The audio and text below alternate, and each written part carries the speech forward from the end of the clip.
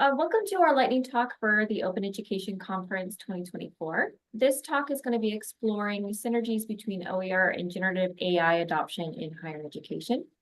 It'll be focused on being a high-level overview of the concepts and ideas and plans that we have for future research. To begin, we wanted to provide a little bit of a background to help frame our thinking around the main idea of the interaction between OER and generative AI. As we've seen, and a lot of you know, that OER has been around for a number of decades now and is making and is spreading rapidly across the world and specifically in the US. Right now, we have 44 states that have OER, either institutional programs or state initiatives. And then we know over time that faculty members have become more and more aware of OER and have steadily increased their use in their courses, as well as that seems to be a primary goal of many of these initiatives. We also know that faculty have a variety of motivating factors, as well as barriers that can impede or push forward their use of OER. Some of the examples of initiatives or publishers that have come across over the number of years are OER Commons, OpenOrgan, OpenStax, as well as others. And next we'll have Dr. Munir Dr. Mahmud talked about generative AI. Generative artificial intelligence, so in short, it is known as GAI. Now, it is more recent than the OER. OER has been for a while, but in OER officially, we have started incorporating in 2019. But it came out more, it's 2022 here. Basically, this is computer advanced a lot. And the generative AI is being developed on LLM platform. LLM means large learning models. So what is it? It is slightly different from the previous one, which was NLP. NLP was natural language processing. So basically, the earlier computers could process information, but it used to read information, look at the data, and provide you with whatever it is actually looking at. The generative AI, basically, this is a large improvement. This is based on the LLM. And here, the large number of data is fit to the computer. It uses the NLP to provide a report, but it goes beyond what NLP used to do. It now can interpret the data. It can make prediction based on the data. It can actually provide you with a pretty good idea about what it is. Even if you have an incomplete sentence, it can complete it. So we are making it more and more like a human, that is thinking is about. Now, what are the applications? When we talk about generative AI, mostly we think about that maybe this is ChatGPT, or there are other ones, like for Google came out with Bard, B-A-R-D, and Meta came up with, I think, Luma. And then there is also by Microsoft, they have the Bing chat. So that is there. Now, what are the use of this? You see that in medical research, healthcare, wide use of it. It can now interpret your MRI results. If you go for an MRI, it actually can scan it, and it can scan much better than humans. You can figure out what kind of a disease or things that you have in there. Any other, medical examination you go that is something processed by AI. Finance, these AIs can now look at the data. If you are trying to buy a stock, it can give you stock advice. Should you be buying it, or there are some hidden things behind it we should be aware of? So that involves a large processing of data. As an individual, we cannot sometimes do as much as the AI can do. If you go to engineering, look at the cars now that we drive, the automated taxis.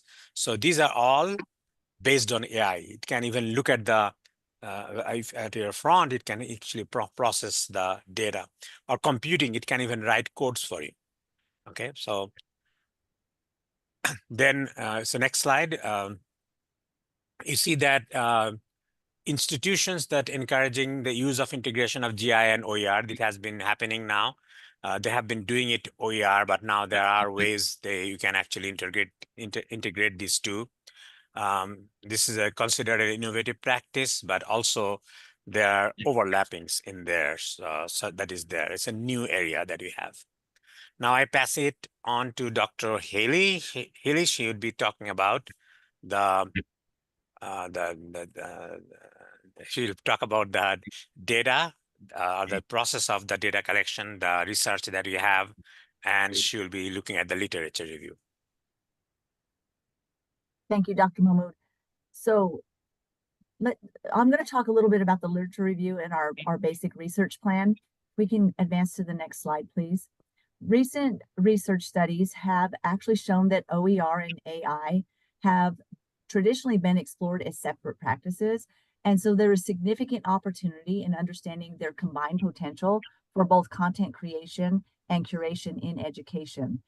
This research reveals that teachers are increasingly aware of the need to adapt their teaching practices, and tools like ChatGPT and other generative AI are being recognized as innovative solutions. Educators find value and efficiency in AI for quick answering of questions, developing certain exercises such as case studies, customizing lessons, and creating specific educational materials for their content.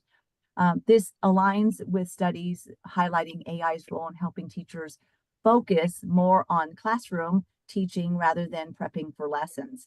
However, research also points to concerns regarding diminished collaboration among peers, privacy issues, and institutional restrictions, limiting resources for AI access and training, and just fear over reliance in AI's potential threat to traditional teaching roles.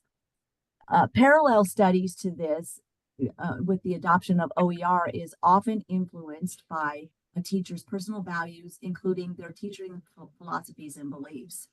On the other hand, AI adoption appears to be driven by the need to keep pace with the evolving educational landscape, enhancing quality, accessibility, and innovative potential of learning materials.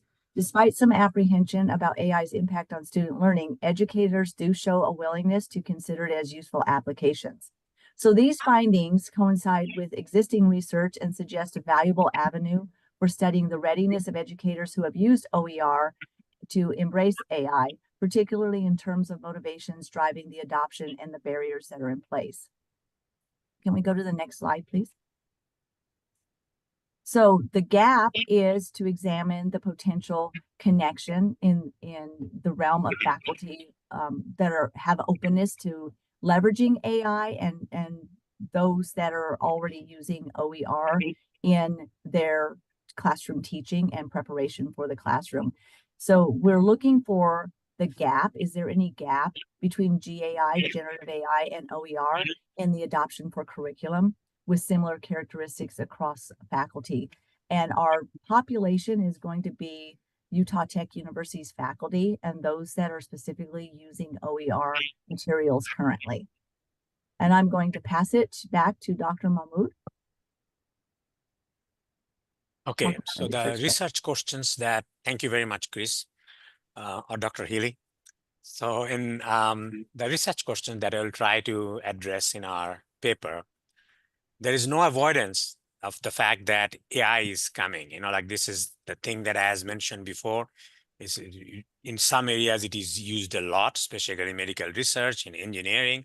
Some areas it is not that much. But what we want to do is we want to find out whether these AI or OER is separate. So you covered this AI in your discipline and why OER has nothing to do with it. Or are there areas where faculty who are actually getting into OER, they are actually more open and then they are actually adopting the use of generative AI, okay? Or it is the other way around, that the generative AI, if the faculty start using it, then they would be prompted to use OER. But once you start, this is a new area, the traditional textbook will not cover. So you have to have your own material.